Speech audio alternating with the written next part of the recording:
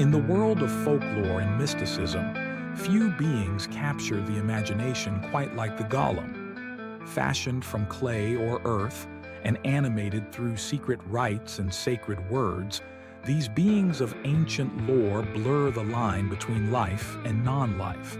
They are neither fully human nor purely mechanical, but something else entirely, embodiments of potential and peril, walking contradictions that challenge our understanding of what it means to be alive. In some stories, golems are noble protectors, silent guardians intended to shield vulnerable communities from harm.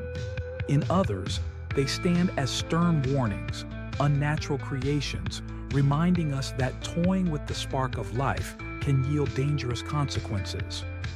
Join me as we delve into their history and evolution, that these constructs serve as a prism through which we can examine power, faith, morality, and the fragile boundary separating creator from creation. Golems originated in Jewish tradition, their conceptual seeds appearing during the Middle Ages and even faintly recognized in the Talmudic era. The term golem initially referred to something unformed, a raw potential waiting to be shaped.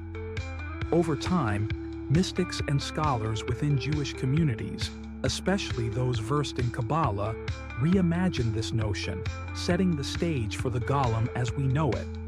A being molded from earthly materials such as clay or mud, formed into a human-like figure, yet lacking the intrinsic spark of a soul. To breathe life into the earthen shell, learned rabbis or mystics would turn to a hidden wellspring of sacred knowledge. Their processes involved meticulous preparation, ritual purity, specific prayers, and deep familiarity with esoteric teachings. Holy names of the divine, inscribed letters, and carefully pronounced incantations all combined to transform a lifeless shape into a purposeful entity. When completed successfully, the golem would rise from stillness, not as a creature of independent thought or feeling, but as a living tool, an extension of its maker's will. This delicate interplay of faith, language, and ritual underscores the core identity of the golem. While human-like in form, it remains fundamentally different from a human. Its reason for being lies in service, guardianship, and labor, never self-discovery or emotional growth. It cannot question its commands, nor can it contemplate its own existence. Instead, it executes tasks with unwavering obedience. In legend, one of the most renowned golems took shape under the hands of Rabbi Judah Loew ben Bezalel, known as the Maharal of Prague, in the late 16th century. According to the stories, the Maharal crafted his golem to protect the Jewish community of Prague, which at the time lived in a segregated district known as the ghetto.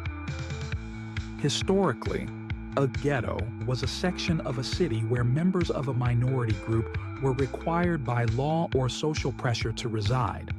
These areas were frequently cramped, enclosed, and isolated from the rest of the population.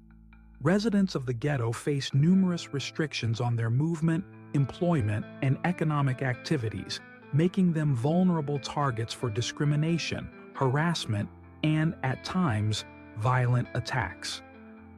Within this environment, the presence of a golem offered a symbol of hope and resistance, especially during periods of heightened tension or the looming violence.